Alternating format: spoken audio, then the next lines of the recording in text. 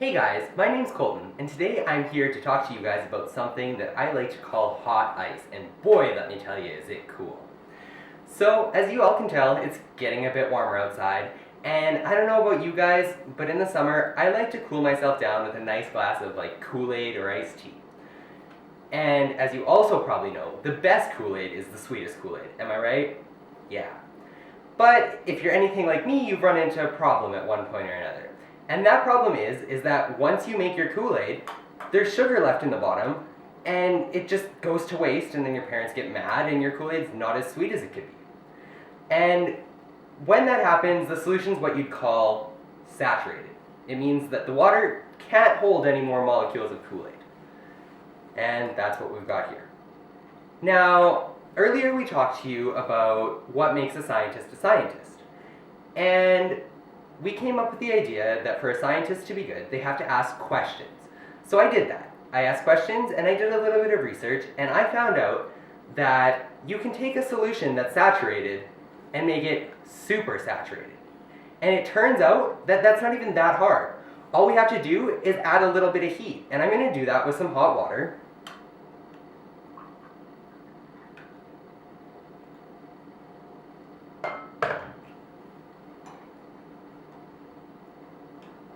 And we should see that if I give it a little stir, what was once saturated is going to become super saturated, and it's going to be even sweeter than it was before.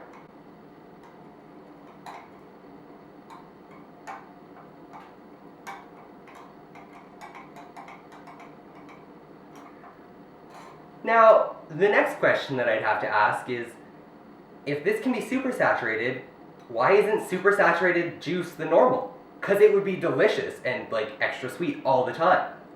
Well, the answer to that is a little bit more complicated.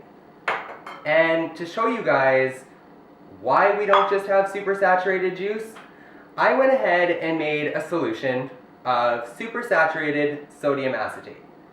It's a chemical, but it's got the same idea as the juice. I've taken a whole bunch of crystals, dissolved them in a whole bunch of hot water, and simmered it down until the liquid is as full of molecules as it could possibly be. And now I'm going to show you what happens when I add those to just a little bit of the dry crystals on this plate.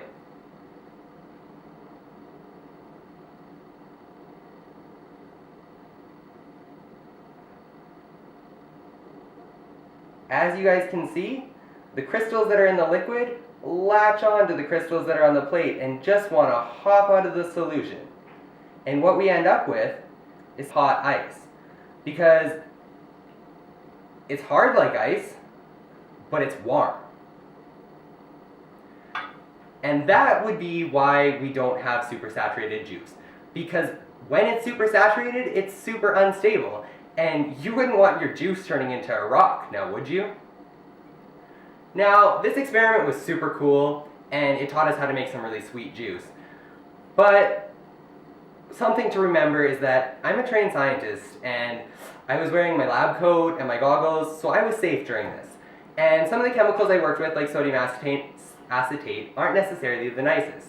So I'd recommend not trying this one at home and leaving it for science camp instead.